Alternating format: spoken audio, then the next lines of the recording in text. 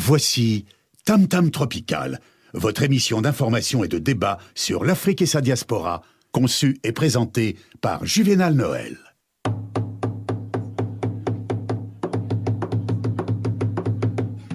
Plusieurs siècles avant la création du télégraphe, au cœur de la forêt équatoriale d'Afrique, les populations communiquaient déjà à distance, grâce au tam-tam. En un temps record, des messages étaient relayés dans plusieurs contrées. Tam Tam Tropical, l'Afrique chez vous, chaque mardi de 19h à 20h sur Radio Pluriel.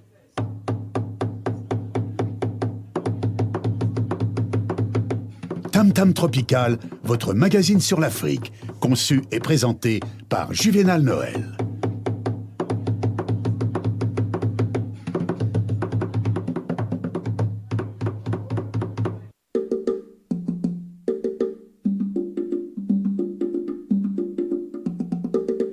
À la une de ce magazine, cela fait donc 32 ans, jour pour jour, que le capitaine Thomas Sankara, père de la révolution du Burkina Faso, a été froidement assassiné par une junte militaire conduite par son plus proche, le capitaine Blaise Compaoré. La lutte contre la prédation des richesses de l'Afrique ainsi que l'impérialisme qu'il dénonçait reste encore d'actualité. Quel est l'impact de sa philosophie sur la jeunesse africaine? Nous réfléchirons donc ce soir sur cette question et bien d'autres avec nos invités. Déjà avec nous dans ce studio, Monsieur Alpha Omar Teliko Baldé, bonsoir. Bonsoir, Monsieur Juvénal. Comment allez-vous? Je vais bien, vous? Très bien, merci. Alors, vous êtes un personnage, donc, on va dire, multiple. Ouais. Vous êtes géopolitologue. Ouais. Et ce soir, on vous invite, en fait, en tant qu'analyste des questions africaines. Ouais. Dans le micro, s'il vous plaît. Comme cela, tirez-le comme ça. Il est mobile? Parfait, très bien. Donc, ce soir, pour comprendre, comment expliquer cela? 32 ans après 32 ans après la mort de Thomas Sankara, aujourd'hui, il est évident que c'est un homme intègre qui s'est battu pour l'émancipation de l'Afrique, qui a voulu vraiment que les Africains prennent leur destin en main et qui a fait vraiment un combat dans ce sens-là. Et donc, du coup, après sa mort, nous sommes à 32 ans aussi aujourd'hui. Aujourd'hui, jusqu'à présent, nous voyons ce qu'il dénonçait auparavant est toujours d'actualité, comme vous venez de le signaler.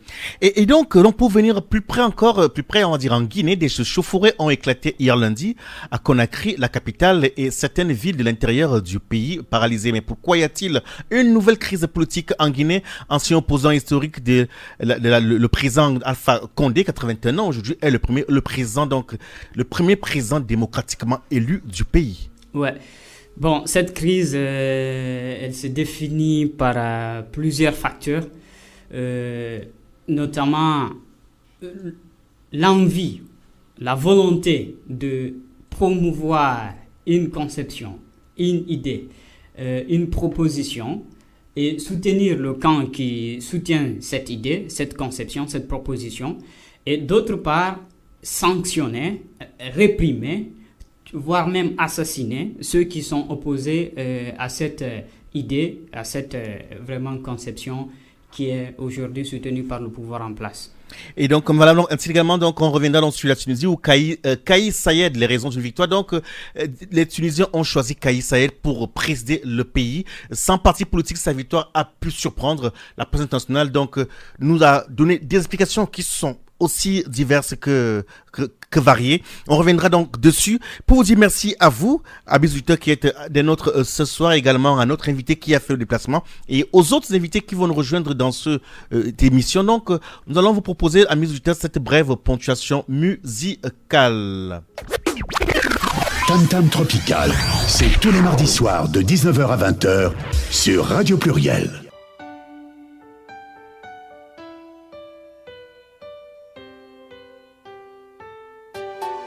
Mi bara fili bende gonyali ye bara ke fili de wamu do ma wombore ambi mi bara fili bende gonyali ye bara ke fili de wamu do ma wombore ambi banu amaneto dimbe gasewa nu amane la gine tirana banu amaneto bandera diera nu amane biri monera sa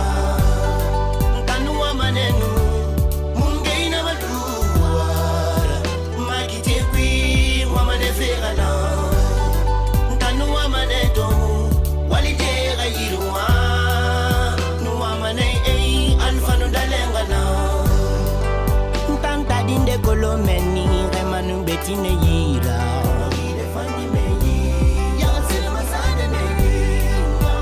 ntadinde kolomeni uri nure ne yira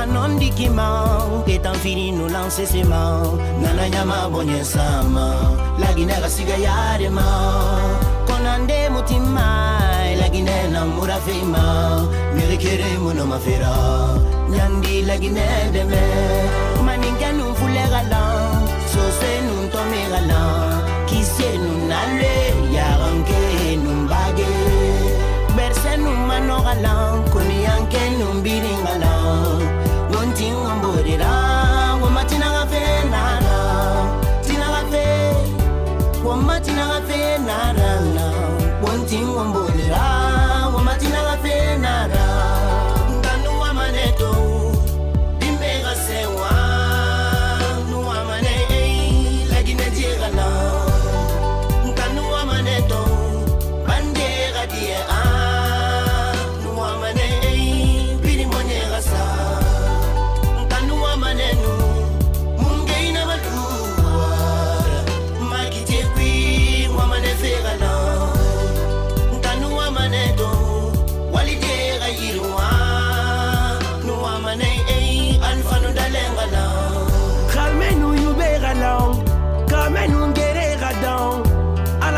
Guinea fond, Barakali home, Birim Bariki fond. Voyez nous saluer, Imato, Loro, Moussalife, and I, Kabutu do the word, Yigal, Alatulanai.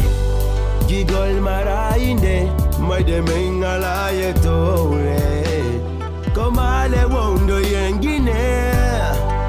Hey, hey, whoa.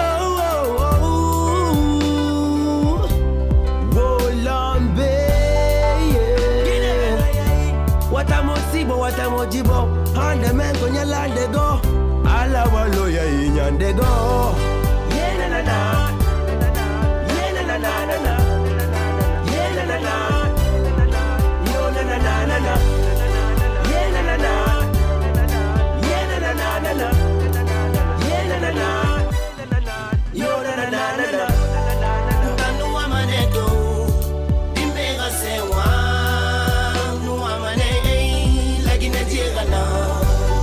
Nkanu amaneto bandera die nu amane biri monera sa nkanu amanenu mungeina baluwa makite kwi wamane ferana nkanu amaneto walidera yirwa nu amane alfanu dalengana.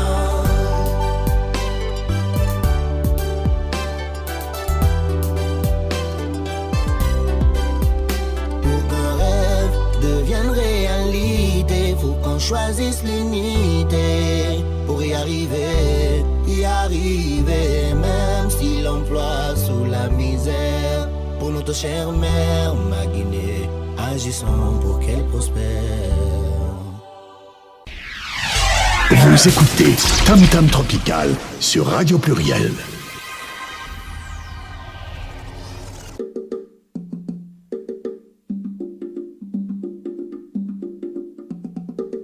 Mesdames, Messieurs, bonsoir. Nous sommes ensemble pour une cinquantaine de minutes d'informations et de débats sur l'Afrique et ses diasporas. Soyez les bienvenus. Le pointgéisme, qu'est-ce que c'est? La peinture est une femme. Si vous saviez vraiment aimer une femme, vous sauriez comment apprécier une peinture. Il est signé Joe Okitawonya, le pointgéiste. Donc, c'est un mouvement artistique qui prend racine sur le point G. Il sera donc présent au musée du Louvre de Paris du 18 au 20 octobre prochain. Joe Okitawonya est avec nous ce soir pour nous parler de ce mouvement dont il est le père fondateur. Bonsoir Joe. Bonsoir. Comment ça allez-vous? va, vous allez bien? Ouais, tranquille, ça va très bien. Ouais. Le bonsoir va également à notre invité de studio qui est Alpha Omar Teliko Baldé. Bonsoir. Bonsoir Omar. Bonsoir Joe. Bien. Une fois n'est pas coutume, en fait, nous ouvrons ce magazine avec une page culture. Parce qu'un fils de l'Afrique est distingué au musée du Louvre, c'est pas tout le temps que cela arrive. Et je dois reconnaître en fait que j'ai eu le plaisir d'interviewer Joe Okitawonya en début d'année. Nous avons un reportage en vue audiovisuel. Et il y a quelques mois encore, on a vu le chef d'État du Congo RDC qui admirait vos œuvres. Joe, ça va très vite. Déjà, Ouais, ça va trop vite là. alors on veut comprendre le point G, le point Géisme. Comment vous vous retrouvez à parler des choses qui d'habitude sont tabous? Bah, déjà, il faut comprendre que l'artiste, c'est un avant-garde de la société. L'artiste, en fait, les notions de tabou, des limites, chez l'artiste, ça n'existe pas, quoi. Donc voilà, nous, on pousse souvent les limites, on pousse des limites, et jusqu'à ce que, peut-être au niveau des déconstruits, pour essayer de pousser des gens à réfléchir différemment par rapport à tous les normes qu'ils ont toujours reçues depuis leur existence, quoi. Essayer un peu de leur faire changer d'avis, de leur faire réfléchir différemment. En fait, moi, dans toute ma démarche, ça a toujours été des déconstruits pour reconstruire différemment.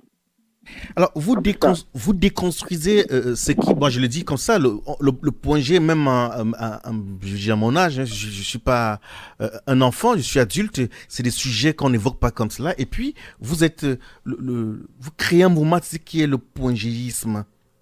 Comment est né en vous ce sujet, En fait, cette le vision-là? sujet, c'est que quand, bon, ça c'est à l'école des Beaux-Arts, comme j'ai fait l'école des Beaux-Arts d'Algérie. Du coup, quand tu arrives en 5e année, tu dois choisir ton sujet de fin d'études. Et moi, j'ai toujours horreur de faire des choses faciles ou, enfin, de faire les beaux que tout le monde attend de nous, quoi. Donc, du coup, j'ai tellement fouillé.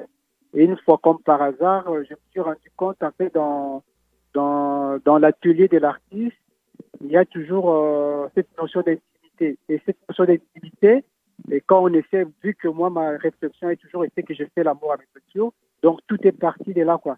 Donc, quand on parle de point G, en gros, c'est quelque chose qui nous renvoie directement à notre propre intimité, quoi. Et la différence, c'est qu'une personne qui est vraiment satisfaite dans son intimité, ça se voit, c'est le grand public qui en profite. Donc, c'est dans toute cette imagination-là, dans tous ces rapprochements-là que je fais des liens avec le point G de la peinture, quoi. Donc, c'est un peu ça. J'avoue que j'ai entendu, mais je ne suis pas sûr d'avoir compris, parce que quand on parle du point G, c'est quand même dans le cas de l'intimité de l'être féminin. Et c'est pas toujours... Bah ouais, c'est ça. Ça veut Non, dire... mais quand on parle, généralement, on a toujours présenté le point G comme si c'était dans l'intimité de la femme. Sauf que le point G, en fait, il y a toujours un débat. Il y a ceux qui disent qu'il existe, il y a ceux qui disent qu'il n'existe pas. Dans ces débats-là, il existe ou qui n'existe pas, mais le plaisir en soi existe, quoi. L'orgasme en soi existe. Donc, du coup, moi, quand je parle de l'intimité, parce que c'est vrai que c'est un peu tabou par rapport à ce qu'on peut imaginer du point G, mais sauf que le point G se trouve chez l'homme, ça se trouve chez la femme aussi. Donc, du coup, dans cette intimité-là, c'est chacun de nous a une certaine intimité, et quand la personne est satisfaite vraiment dans son intimité, c'est le grand public qui en profite. Donc, voilà. C'est pour ça que, par exemple, vous êtes toujours de bonne humeur. J'imagine que votre point G, vous l'avez trouvé. Vous écoutez Tam Tam Tropical sur Radio Pluriel.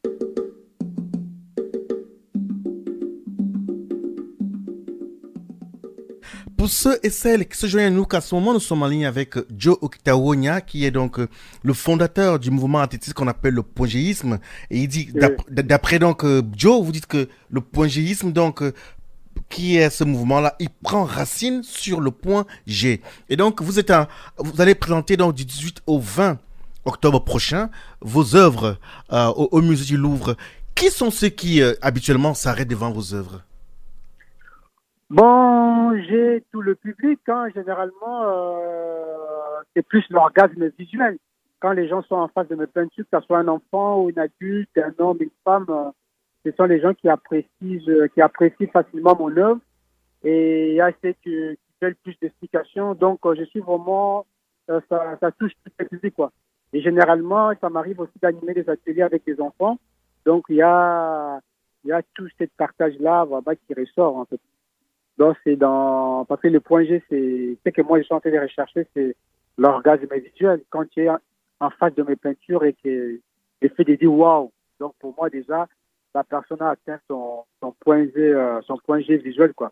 C'est un peu ça. Alors, ça, c'est le point G visuel. Alors, pour comprendre vos œuvres, aujourd'hui, quelle est votre principale source d'inspiration? Moi, en fait, paradoxalement, mes œuvres sont des œuvres engagées. Et mes sources d'inspiration, je peins principalement la cause de la femme. En fait, je suis vraiment une personne qui est pour l'égalité d'hommes, hommes-femmes. Et là aussi, mes peintures s'engagent à cette orientation-là. Donc, j'essaie de défendre vraiment dans toutes mes peintures, même si vous voyez, si vous fouillez vraiment au-delà de ce que je présente, il y a toujours un message, il y a toujours un certain positionnement politique par rapport à la situation de la femme. Donc, c'est vraiment mes sujets phares, c'est vraiment ça. Tout ce qui considère, parce que moi, je me dis que l'homme et la femme, on a presque le même droit. On a presque le même droit, c'est juste les seules différences qu'on peut aujourd'hui énumérer entre l'homme et la femme, c'est des différences biologiques, mais en dehors de loi, en dehors de tout, on est tous égaux, quoi. Moi, j'irai plus loin, pardon pardon de vous couper, moi, j'irai plus loin. L'homme et la femme, nous sommes égaux devant la loi. Nous avons Voilà. les mêmes droits, mais la difficulté, c'est souvent sur l'applicabilité, en fait, de ces droits-là. Et donc, c'est la femme vous avez dit que vous êtes artiste engagé et que vous êtes, votre cheval de bataille, c'est de défendre la cause de la femme. Pour comprendre votre parcours, aujourd'hui, on est en France, vous êtes parti du Congo. À quel moment vous décidez de faire la peinture et par où vous êtes passé pour devenir artiste? Bon, moi, j'ai eu un peu la chance d'être né d'un père architecte. Donc, vous comprenez que quand j'ai eu la chance d'aller au lycée, mon dessin était déjà tracé. Donc, du coup, j'ai fait l'Académie des Beaux-Arts de Kinshasa, ce qui m'a permis d'avoir un bac artistique. Et quand j'ai fini mes études, c'est comme ça que mon père me propose d'aller étudier à l'étranger. Il m'a dit, écoute, t'es congolais, ça serait un peu dommage que tu puisses faire l'université au Congo. Donc, vaut mieux aller découvrir ce qui se passe là. C'est comme ça que je me suis retrouvé à l'école de Beaux-Arts d'Alger et c'est de là que mon aventure est partie. C'est pour cela que j'ai toujours dit que moi, je suis né 2 fois. Bon, maintenant, j'ai plusieurs naissances. J'ai dit même que je suis né plusieurs fois. Biologiquement, je suis né au Congo. Artistiquement, je suis né en Algérie et professionnellement, là, je suis né en France. Donc, c'est un peu dans ces mélanges-là. Donc, la peinture a commencé comme ça, quoi. Justement, pour la France, du 18 au 20 octobre prochain, vous êtes allé exposer au musée du Louvre. C'est pas donné. Oui. Enfin, je veux dire, Ouais, c'est pas tout artiste qui a l'opportunité d'y présenter ses œuvres. Ouais, du coup, ça, c'est un rêve qui se réalise parce que, il n'y a pas longtemps, en 2019, j'avais fait Afropunk. C'est un autre grand événement, un grand festival reconnu mondialement au niveau de Paris. Afropunk, qui a vu le jour à Brooklyn aux États-Unis. Donc, c'est à partir de là que les musées m'ont repéré. Parce que chaque année, ils organisent aussi un grand festival de l'art contemporain au musée du Louvre, au Carrousel du Louvre. C'est comme ça qu'ils m'ont demandé si je pouvais participer. Donc, et la magie fait que c'est pas moi qui ai allé vers eux, mais c'est eux qui sont venus vers moi. Vous imaginez un peu. Donc, c'est un rêve qui se réalise. Et puis, je suis vraiment très content que j'ai pu atteindre ces niveaux-là. Donc, j'ai dit vraiment merci à mon Dieu, quoi. C'est vraiment ça. En tout cas, on vous dit félicitations pour ce beau travail. Et donc, en substance, quelles sont les œuvres qui y seront exposées? Parce qu'on imagine quand même qu'il y a plusieurs œuvres, une grande variété d'œuvres d'art que vous présentez. Quelles sont les principales toiles qui seront présentées et pourquoi avoir choisi celle-là au musée du Louvre pendant 2 jours? Donc, du coup, en fait, c'est un festival et je ne serai pas les seuls artistes. Il y a beaucoup d'artistes. Donc, c'est souvent des petits formats. Donc, du coup, comme c'est eux qui sont venus vers moi, donc j'ai eu un peu le privilège de présenter un peu le grand format, donc de 80 sur 80. Donc, je vais présenter 3 œuvres. Le premier œuvre qui parle un peu de l'identité dans la peau, la mémoire dans la peau, pardon. Le deuxième œuvre qui parle de l'identité. Et le troisième œuvre, j'ai revisité un peu un grand peintre français, Manet, qui a appelé les déjeuners sur l'herbe. Donc, c'est un peu de ça que sera représenté comme tableau. Mais ce sont des toiles qui parlent toujours de l'identité africaine, En fait, vu le Louvre, j'ai voulu vraiment amener quelque chose qui parle vraiment de mon identité, mon identité africaine. Une Afrique plurielle, quoi. Et comme je suis un panafricain aussi, donc du coup, c'est un meilleur moyen de bien représenter l'Afrique. En tout cas, nous, on vous dit bon vent et félicitations pour votre sélection pour cette exposition au Louvre. Merci beaucoup et je pense que le tam-tam va faire encore son travail au Louvre. Il y aura beaucoup de sons, en fait.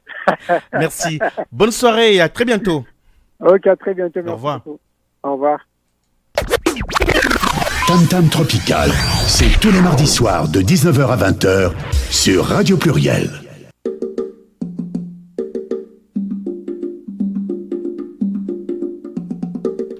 Donc, on le disait tantôt, une fois n'est pas coutume, c'était un clin d'œil à ce jeune artiste qui est talentueux et qui aujourd'hui commence à voir en fait ses œuvres primées, respectées, valorisées. Et généralement, nous choisissons ces profils qui sont comme celui de Joe Kitawonya pour susciter auprès de nos auditeurs en fait une saine émulation, question de dire il faut y croire, il ne faut pas jamais baisser les bras, afin que cette jeunesse africaine qui est présente en France et tous ces jeunes en fait afrodescendants qui nous écoutent régulièrement puissent aussi s'identifier à eux parce que ce n'est pas toujours évident. Avec nous dans ce studio, je le disais tantôt, donc, qui s'appelle Alpha Omar Teliko. Une fois de plus, bonsoir. Bonsoir, monsieur Juvenal. Bien, nous allons repartir donc sur le continent, prendre ces brèves et on vous retrouve dans quelques instants. Ok.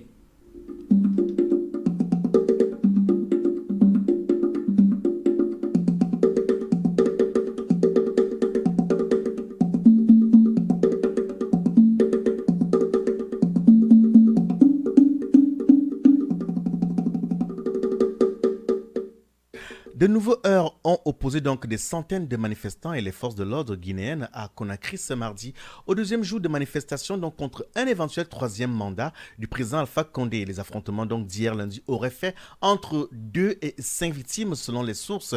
Le président guinéen déplore donc la rupture du dialogue.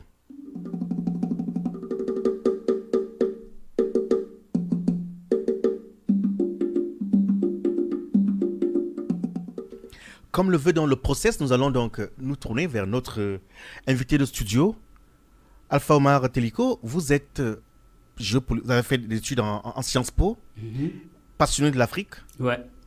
Et aujourd'hui, on fait de la comme analyse des questions africaines. Comment expliquer que sur le continent, on n'arrive toujours pas en fait à vivre cette démocratie, cette alternance-là sans souhaiter, et que chaque fois que la population se lève, il y a toujours une répression sanglante? Ouais, en fait, la question, elle est complexe, mais il faut aussi retenir une chose, que la démocratie à l'occidental n'est pas forcément celle à l'africaine, parce que déjà, il y a eu des penseurs africains qui ont dit que oui, avant l'arrivée de la démocratie occidentale, il y avait bel et bien une démocratie africaine.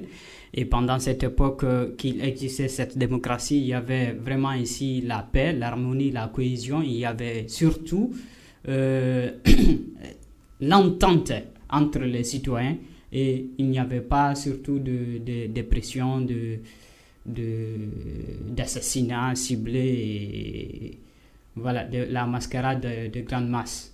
Moi j'entends cela et je suis d'accord avec vous qu'avant la démocratie à l'occidental, encore aujourd'hui même d'ailleurs, je dirais qu'il existe en fait sur le continent des formes de démocratie, en le sens que quand on retrouve un chef de village, il est toujours entouré de ses notables.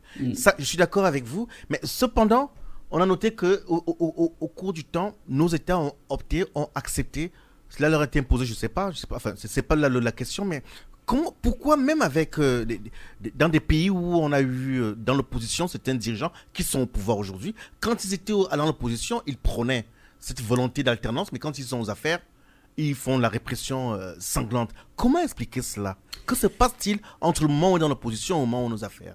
Voilà, d'abord, la plupart des pays africains ont accédé à leur indépendance à partir des années 60. Et à partir de cette date, la plupart de ces pays nouvellement indépendants prônaient bien sûr la démocratie, parce que voilà, on parlait de démocratie un peu partout en Afrique. Mais la véritable démocratie occidentale est née en Afrique à partir des années 90, suite à l'appel du président à l'époque François Mitterrand, lors d'une conférence des chefs d'État africains à Bâle, où il a conditionné l'aide de la France aux États africains par l'instauration ici de la démocratie. Et tout est parti de là. Si j'entends bien, vous parlez du multipartisme. Ouais, du multipartisme, ouais. Donc à partir de là, la démocratie occidentale commençait à s'installer un peu partout en Afrique, et avec des valeurs comme à l'occidental qui prônaient la défense des droits de l'homme, qui prônaient l'alternance, qui prônaient le multipartisme, Et jusque-là, aujourd'hui, comme vous le dites, il y a des anciens opposants qui sont devenus aujourd'hui chefs d'État qui, quand ils étaient opposants, dénonçaient catégoriquement la violation des droits humains, la violation des principes démocratiques en ce qui concerne la liberté des manifestations, en ce qui concerne l'alternance. Mais aujourd'hui, si nous prenons le cas de la Guinée, le professeur Alpha Condé, qui a été vraiment un opposant historique, qui s'est opposé à Sékou Touré, qui s'est opposé au général Conté, qui s'est opposé à la junte militaire, est arrivé au pouvoir.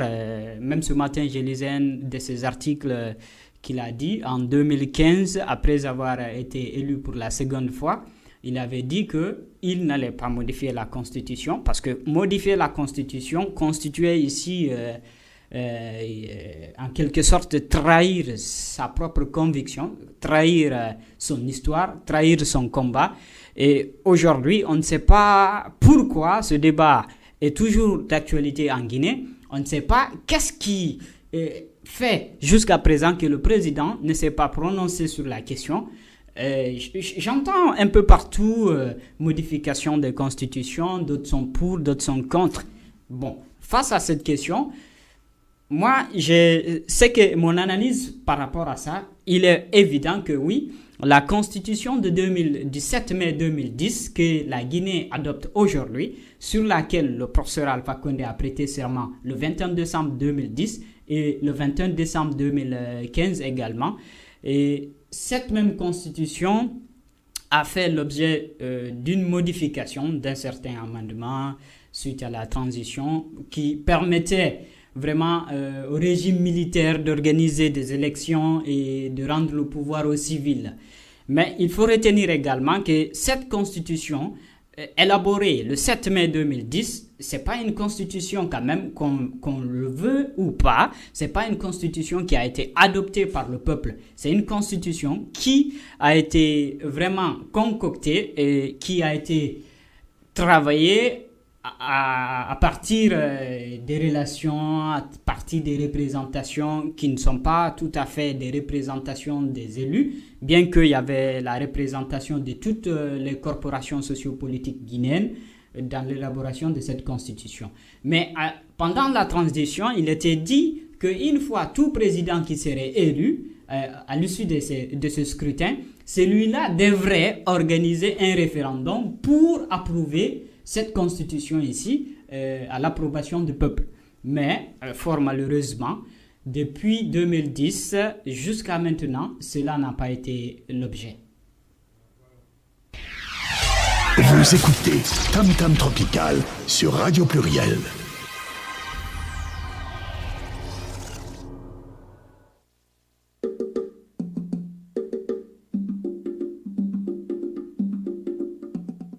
C'est donc Alpha Omar Teliko Baldé qui ce soir est avec nous. Il est donc diplômé en sciences politiques et également analyse des questions africaines, très passionné sur les questions qui touchent l'Afrique, qui nous refait un peu l'historique en fait de la démocratie en Afrique, le cas de la Guinée-Conakry, où malheureusement il y a de nouveau beaucoup d'observateurs parlent de répression sanglante. Donc également le week-end qui s'achève a eu donc lieu le deuxième tour d'élection présidentielle en Tunisie. Et donc il est clair donc voilà, les Tunisiens donc ont fait confiance donc à Kais Saied. Il a été élu et un peu plus de 2 mois après la mort donc de Béji Caïd Essebsi, premier président élu de la Tunisie post-révolution, dont les Tunisiens ont élu leur chef de l'État. Également dans la diaspora, la Tunisienne de la diaspora était donc aux urnes. Avec nous en ligne ce soir, Irda El Kantouche, bonsoir. Bonsoir Juvenal. Merci, c'est notre invitation. Je vous en prie, merci à vous, merci et bonjour aux auditeurs qui nous écoutent.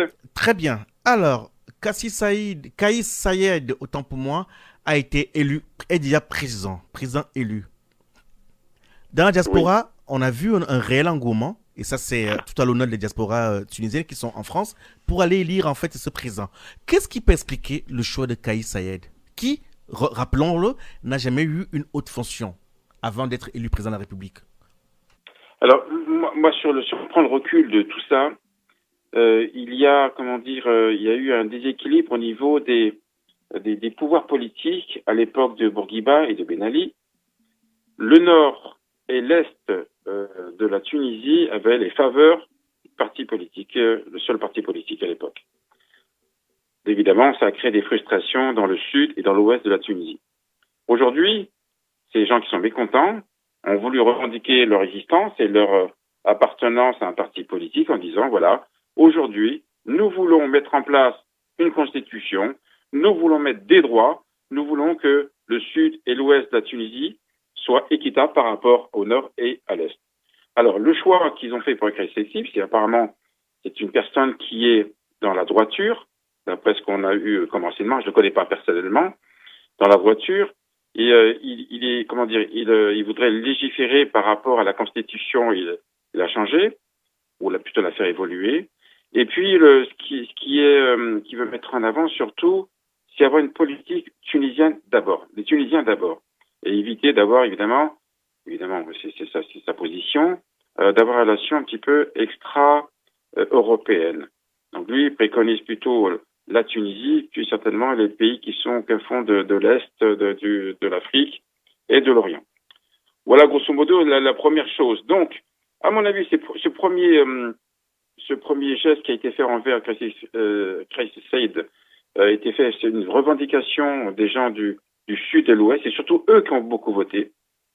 Il y a eu, en général, un dégoût de la politique de la part de tous ceux qui étaient avec Nida Tons. Voilà. Est-ce que tu veux me poser une autre question ou je continue? Non, en fait, la question, je la reprends. Comment comprendre donc que les Tunisiens aient confié le sort de leur pays pour les prochaines années à Kais Saied, qui à ce jour n'a jamais eu de fonction assez importante de ce type-là? Comment comprendre cela? Donc, je reprends, j'ai répondu à peu près à ta question.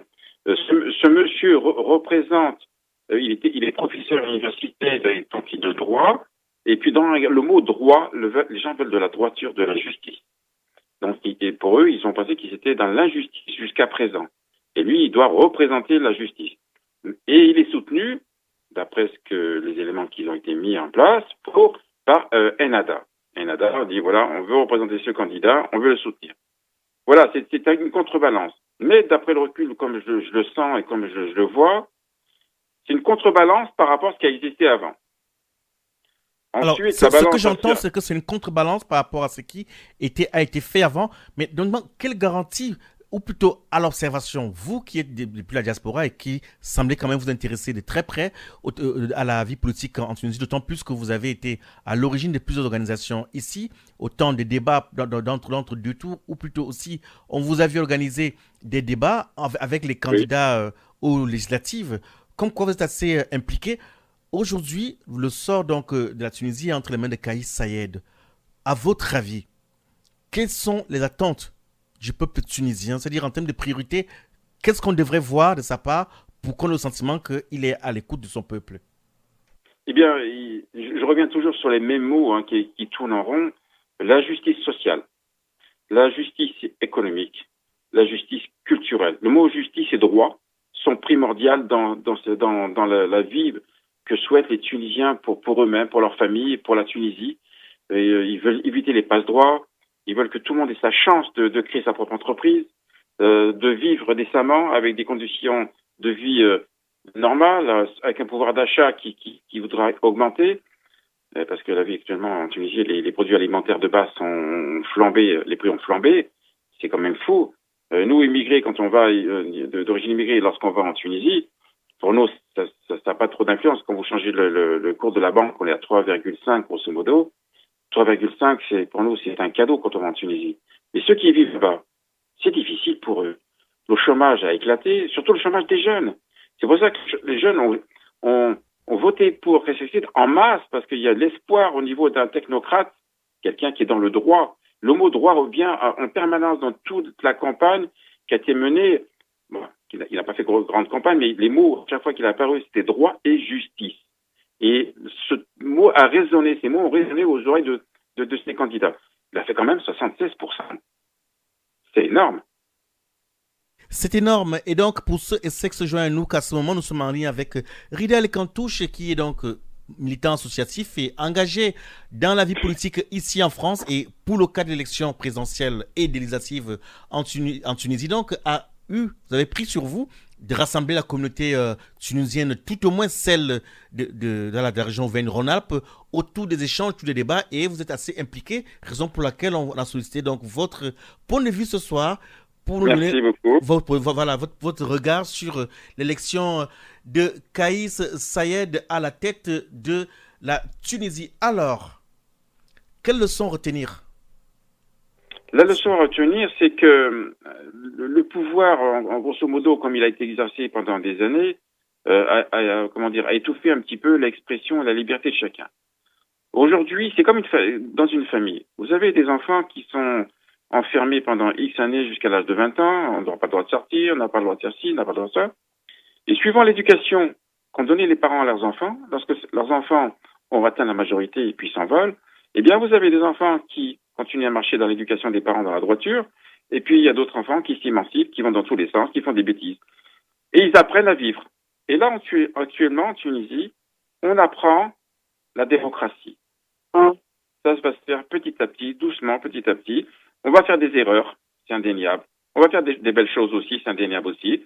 Mais il va y avoir un coup noir, un coup blanc, un plus, un moins, et ainsi de suite, jusqu'au moment où tout le peuple et tous les politiques prendront conscience que quand on fait de la politique, c'est une politique pour les patriotes. C'est pas une politique personnelle. Bien, c'est entendu. Merci beaucoup, Ridel Kantouche, pour votre contribution. Merci à vous pour ce petit passage chez nous. Je voudrais finir, si tu permets. Vas-y. Juvenal, c'est que je voudrais que sur la région Rhône-Alpes, je suis un projet un peu plus grand, que la diaspora tunisienne que j'essaie de mettre en place avec d'autres associations puisse grandir pour défendre les droits et les devoirs des Tunisiens résidant à l'étranger, c'est-à-dire en France entre autres, et puis en Tunisie. Voilà, que les gens soient reçus correctement ici et puis reçus correctement en Tunisie. Et puis le mot simple que je finirai, que j'avais dit à tous les candidats aux législatives et présidentielles, le respect. Merci encore et bonne soirée. Merci beaucoup. Tam Tam Tropical, c'est tous les mardis soirs de 19h à 20h sur Radio Pluriel.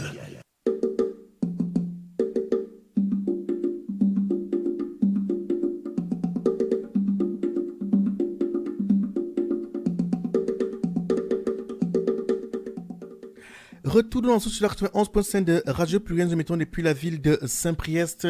Ce soir, dans ce studio, nous sommes avec Alpha Omar Teliko Baldé, qui lui est jeune.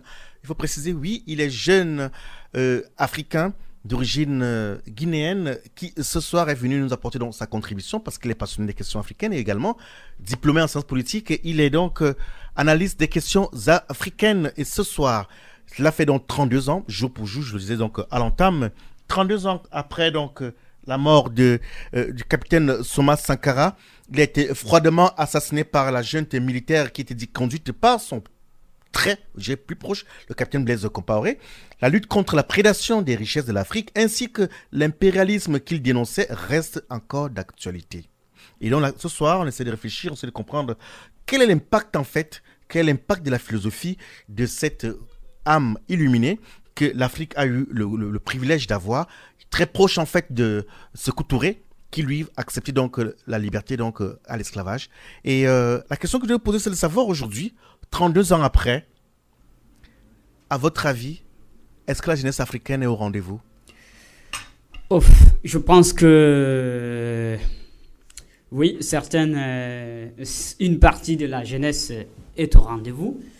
Par contre, une bonne partie de la jeunesse n'est pas au rendez-vous parce que il y a un problème d'abord puisque la philosophie que Thomas Sankara en personne véhiculait, elle ne fait pas l'objet ici des cours ou des débats ou des conférences qui sont tenues dans les différentes universités africaines. Merci pour ce point-là. Et là, je me tourne donc vers vous. La question, j'ai envie de dire, vous êtes intellectuel africain aujourd'hui dans la diaspora où il y a la possibilité de pouvoir transmettre cela. Pourquoi cela n'est pas fait? Pourquoi vous, par exemple, au sein de la GEGIR, qui est l'association des jeunes étudiants guinéens, pour votre cas, ne met pas, par exemple, en fait, cela au goût du jour? Au sein de l'AJGIR, on a un programme d'activité lié ici à la réflexion sur l'émancipation de l'Afrique qui sera bientôt annoncé. Donc, comme quoi nous avons... c'est la primeur, c'est un scoop. Ouais. Bien, continuez. Et donc, du coup, si toutefois on avait une centaine de personnes comme Thomas Sankara, parce que il faut retenir quand même, il y a eu quelques éléments qui étaient comme Thomas Sankara, comme vous avez signalé. Moi, je parle de Sékou Touré également, par exemple. Sékou Touré, Patrice Lumumba, Muammar Kadhafi et tant d'autres. Hein, et tous ces gens-là. Je dirais même Laurent Gbagbo. Laurent Gbagbo et aussi un Ghanéen là. La liste, c'est loin d'être exhaustive. Juste pour dire que en Afrique, nous avons eu des âmes illuminées, des hommes d'État qui dénonçaient cette prédation des matières premières sur le continent africain et cet impérialisme là sous plusieurs formes. Et donc je me dis à un moment donné, dans le travail que fait Thomas Sankara, il était quand même question de sensibiliser la jeunesse africaine, de l'encourager à travailler sur place pour produire. La question c'est... Comme il le disait, produisons ce que nous consommons et consommons ce que nous produisons. Voilà. Vous, en tant qu'intellectuel, vous nous disiez donc en fait, vous allez mettre des modules au sein de la GEGIR pour pouvoir aller dans ce sens-là. Ouais. Et outre cela, y a-t-il autre chose, puisque là, on est au moment de... on a eu un scoop. Autre chose, d'abord, cette émission que vous avez organisée, que vous êtes en train de faire, c'est une bonne chose parce que là, on est en train d'être en direct avec la diaspora on est africaine. flatté. Voilà. Mais les questions, j'insiste quand même, parce qu'à un moment donné... Mais le plus important ici, c'est de repousser, d'étendre ce débat-là au niveau africain. Par exemple, nous, diaspora qui venons ici et que nous retournons au pays, il faudra organiser des conférences, être en contact avec la jeunesse, essayer de donner des exemples, des modèles africains, pour conscientiser les Africains, pour dire aux Africains, voilà, tel a été comme ça, tel a été comme ça, et ça, si tout le monde est comme ça peut nous apporter un plus. Mais le problème, c'est quoi? Le problème, c'est nous les Africains. Comment ça? Qu'est-ce que nous avons fait? C'est très simple. Ce n'est pas un étranger qui est venu assassiner Thomas Sankara. C'est clair. C'est pas un étranger, c'est quelqu'un qui est proche de lui, qui lui connaît, qui a grandi avec lui, qui a fait l'armée avec lui, qui a fait toutes les luttes avec lui. Donc, tant qu'on n'essaye pas d'être au-dessus de ces sentiments d'ego, peut-être, et donc, on ne pourra jamais décoller. On accuse l'impérialisme, c'est vrai. L'impérialisme a une part de responsabilité. Mais la grande responsabilité, c'est nous, Africains. J'entends ce que vous dites, Alpha Omateliko. J'entends bien ce que vous dites qu'à un moment donné, il faudrait que les Africains, entre eux d'abord, puissent s'organiser. Et bien seulement, cela ne dédouane pas l'impérialisme. On vous quitte pas. Apparemment, donc, un auditeur nous a rejoint. Si tout est prêt, côté technique, on entend. Participez à l'émission Tam Tam Tropical. Appelez le 04 78 21 05 95. 04 78 21 05 95. Nous sommes rendus dans la partie de notre magazine réservée donc à la réflexion radiophonique de ce soir et on essaie de comprendre si 32 ans après l'assassinat du capitaine Thomas Sankara, le père de la révolution au Burkina Faso, le pays des hommes intègres, 32 ans après, quel impact de sa philosophie sur la jeunesse africaine, sachant que aujourd'hui plusieurs observateurs s'accordent à dire que les mots qu'il dénonçait, à savoir la prédation des matières premières de l'Afrique et également l'impérialisme, sont toujours d'actualité. Madame ou monsieur qui est au téléphone, bonsoir. Oui, bonsoir Juvenal, c'est Ibrahima Medba de Lyon. Bonsoir, cher confrère. Ibrahima Medba, pour ceux qui ne le connaissent pas, est journaliste. C'est Afrique Midi, c'est bien cela? Africa Midi, c'est ça. Africa Midi. Donc, la question, elle est donc posée. Le constat est fait. Tout à l'heure, on parlait de la Guinée, où une répression a été faite et ceux qui sont sur place nous font savoir qu'elle a été sanglante parce qu'effectivement, le peuple guinéen est contre un troisième mandat du président Alpha Condé et on le disait tantôt qu'il est difficile aujourd'hui, même sur le continent, entre nous, Africains, de pouvoir mettre sur pied en fait un standard qui permette que l'Afrique, à un moment donné, puisse décoller sur tous les aspects. Là, c'était sur le pôle droit de l'homme. Mais on parlait également sur la prédation des matières premières et c'est là où je disais donc à notre invité du studio que bien que l'Afrique ne soit pas encore scrupuleusement et rigoureusement organisée entre ses propres fils, cela ne dédouane pas l'impérialisme. Quel est votre regard sur cette question-là?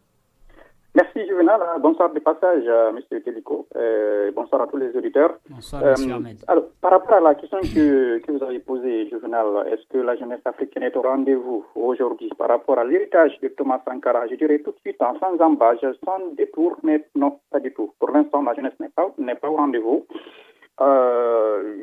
Plusieurs explications, parce que pour l'instant, on a l'impression que aujourd'hui, la jeunesse actuelle a essayé de faire de ce sujet-là un sujet des années 60, un sujet de la lutte contre les indépendances. Il suffit d'échanger avec les étudiants, d'échanger avec les intellectuels. Aujourd'hui, je dirais même les diplômés, pour faire juste la part des choses, entre intellectuels et diplômés, parce qu'on confond les deux. Mais globalement, on essaie de se convaincre que c'est dans les années 50-60 qu'il fallait faire ce débat-là, les Thomas Sankara, les Sékou Touré que vous avez cités, et tous ces aînés-là, tous ces modèles-là, c'était des combats d'hier. Alors qu'aujourd'hui, les problèmes qui étaient posés hier par les Thomas Sankara, entre autres, la question de la dette, la question du pillage d'économie, tout ça, c'est des façons d'actualité aujourd'hui. Cela m'amène à réagir par rapport à ce que M. Télico a dit tout à l'heure, tant qu'entre Africains, on n'arrête pas l'ego pour mettre en avant l'intérêt du général, l'intérêt national, ça ne va pas y aller. Je suis d'accord avec lui. Mais jusque, c'est là on essaie de se tromper le plus souvent. On ne peut pas dire qu'on va se battre et qu'on va essayer de créer, d'harmoniser l'union entre nous, alors qu'à dehors, nous savons que tout est fait pour pouvoir déstabiliser notre organisation interne. C'est un combat à deux niveaux qu'il faut faire parallèlement. Bien. Est-ce que vous comprenez? C'est entendu. Alors, il y a un point où je ne suis pas d'accord avec vous lorsque vous parlez de jeunesse africaine qui n'est pas au rendez-vous. C'est une question posée. Moi, à mon point de vue, ma réponse elle est mitigée, au sens où on a vu par exemple au Burkina Faso où le mouvement du ballet citoyen a créé un mouvement social qui a poussé Blaise Compaoré qui a quitté le pouvoir. Mais cependant, on a le sentiment, bien après l'organisation des élections et autres, que le candidat qui est arrivé par la suite aux affaires ne semble n'est pas l'émanation en fait de ce peuple-là.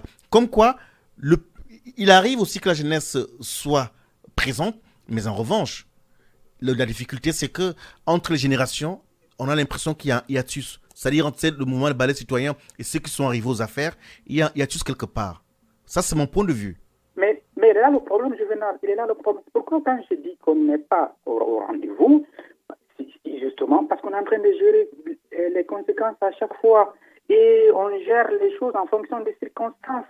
Le combat de Thomas Sankara, ce n'est pas un combat de circonstances. Thomas Sankara, son combat, c'était une discipline de la société. C'était un combat sur la gestion publique. C'était un combat sur la manière de vivre. Vous voyez, c'était un combat sur l'intellectuel lui-même. Un intellectuel qui est au service de sa culture, au service de son pays, en utilisant la connaissance qu'il a apprise ailleurs. Vous voyez, c'est parce qu'il y a un échec de ce côté-là qu'on est en train de gérer aujourd'hui les conséquences de partout. L'exemple de Burkina, c'est le même exemple. Vous allez aller en Guinée, parlant du Burkina aujourd'hui, c'est un pays qui est en train d'être déstabilisé. Regardez ce qui se passe au Mali. C'est un pays qui est en train qui risque d'être disloqué aujourd'hui. Est-ce que vous voyez? Donc, vous regardez dans d'autres pays, c'est pareil. On est en train simplement de gérer les conséquences.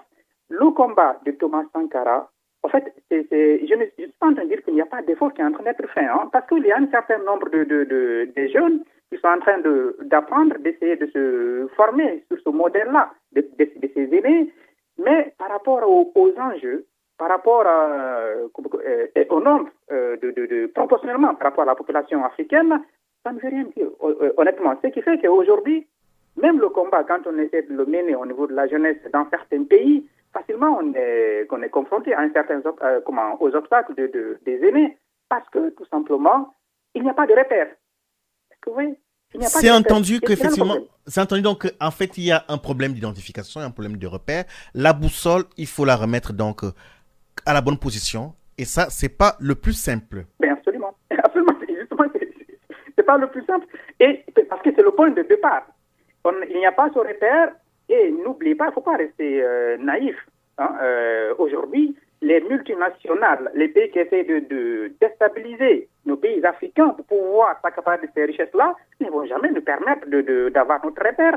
C'est un combat, c'est une lutte, et il faut se bagarrer pour pouvoir avoir ce repère-là. Mais le problème, c'est qu'aujourd'hui, la jeunesse africaine est un peu éparpillée.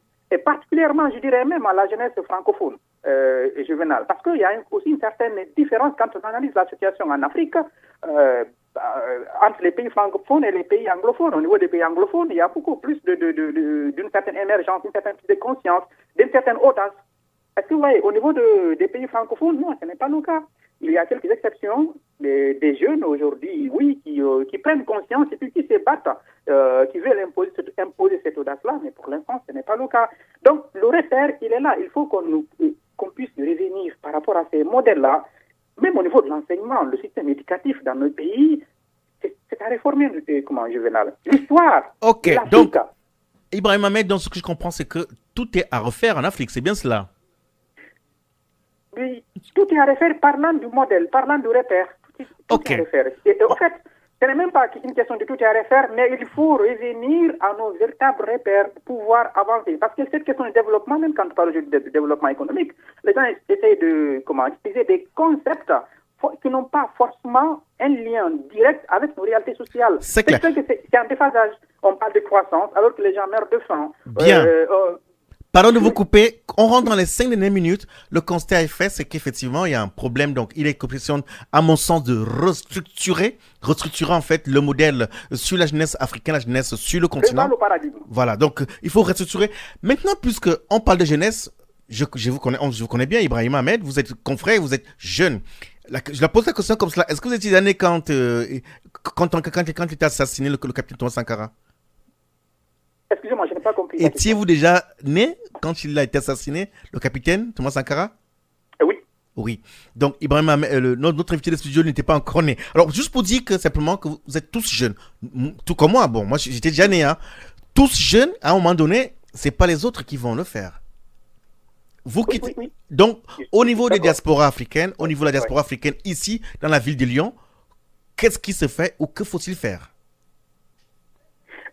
Alors ça, c'est une question pertinente qui mérite honnêtement, Juvenal, je veux dire clairement, qui mérite une certaine réflexion approfondie. Parce que parlant de Lyon particulièrement, du Rhône globalement, vous avez des associations des jeunes en fonction des pays. Vous avez l'EICAL qui est là. Mais je crois que c'est une question, c'est une problématique à poser sur table. Pouvoir mettre en place, prendre des initiatives dans ce sens-là. Mais le problème, honnêtement, la solution, c'est de l'Afrique, ça doit venir. Non, Ibrahim, pardon de vous couper, moi là, moi je suis pas d'accord avec vous parce qu'il y a il y a une Afrique en France aujourd'hui, il y a une Afrique à Lyon. Je suis d'accord. Mais donc, c'est pas sur le continent. À mon sens, ceux qui sont sur le continent n'ont pas le recul nécessaire que ceux qui sont ici en France ont, par exemple.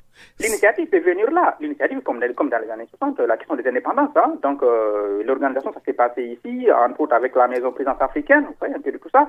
Tout ça, oui, des idées peuvent émerger à partir d'ici, les gens peuvent se structurer à partir d'ici. Mais ce que je vais dire, pour pouvoir démarrer véritablement ce combat, c'est vraiment en Afrique. C'est là-bas que le combat doit se mener véritablement.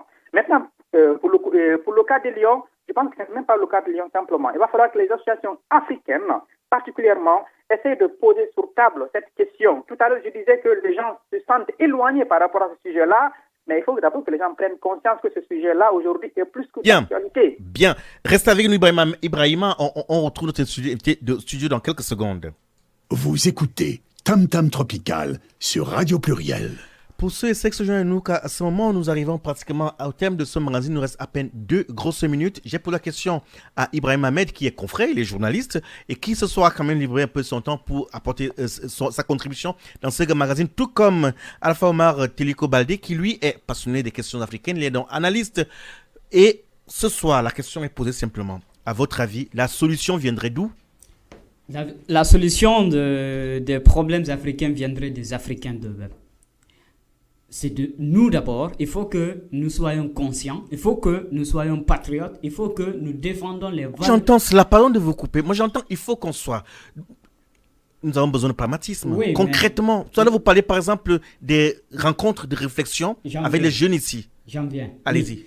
Voilà, donc quand je parle de patriotisme et d'engagement, c'est justement de mettre à l'écart l'ego, hein, l'égoïsme, Compris. Donc, la volonté d'avoir l'honneur, la volonté d'avoir la richesse. c'est entendu. Parce qu'il nous reste à peine quelques secondes. Ouais. On va bannir, en fait, travailler sur l'ego. Et quoi d'autre? Et l'éducation. C'est basé L'éducation. sur l'éducation. Donc, revoir notre éducation. Ouais. Très bien.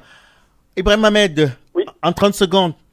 Lui, l'autre invité de studio, il a dit qu'il faudrait restructurer, à mon sens, il dit bien, revoir notre éducation, ce qui n'est pas faux. Et puis maintenant, combattre l'ego qui est démesuré. Et pour vous, en 30 secondes, ce serait quoi?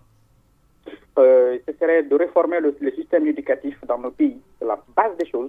Très bien. Ramener un système éducatif à nos besoins, à notre histoire, à la véritable histoire de l'Afrique. Merci Et beaucoup. du côté d'ici, il faut vraiment une réflexion sur ces questions-là, au niveau des associations. Je ne vous lâcherai pas. Merci, chers confrères, pour votre disponibilité. On se retrouve un plaisir.